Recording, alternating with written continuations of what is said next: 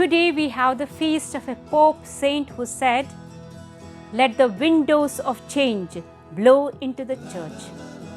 And that is Saint John 23rd. And he did it by symbolically opening a window at the commencement of Vatican II in the year 1962.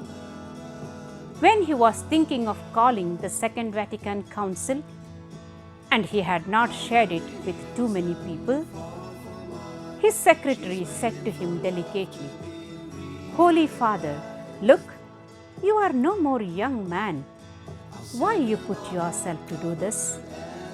Pope replied to his secretary, "You are still too afraid. You have to let go and allow God to take you beyond that," and approached the council without fear, really putting it in God's hands. Ever since, neither have the winds of change stopped blowing, nor has any of John's successors closed the windows of the church on the winds of change.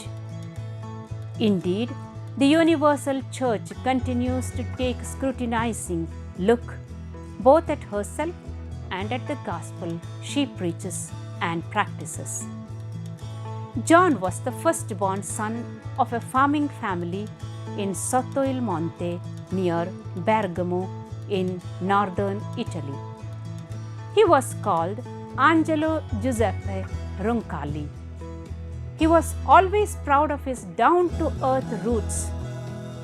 In Bergamo's diocesan seminary, he joined the secular Franciscan order.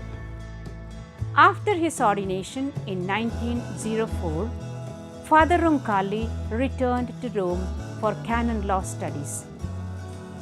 He soon worked as his bishop's secretary, church history teacher in the seminary, and as publisher of the diocesan paper. He always maintained a busy schedule, whether as a priest or a bishop, as archbishop, cardinal, or pope, that was both exciting and productive. True, very few people had as great an impact on the 20th century as Pope John Paul XXIII. Yet, he avoids the limelight as much as possible. One of the writers noted, "His ordinariness seems one of his most remarkable qualities." Throughout his life, Angelo Roncalli cooperated with God's grace, believing that the job at hand was worthy of his best efforts. His sense of God's providence made him the ideal person to promote a new dialogue with Protestant and Orthodox Christians, as well as with Jews and Muslims.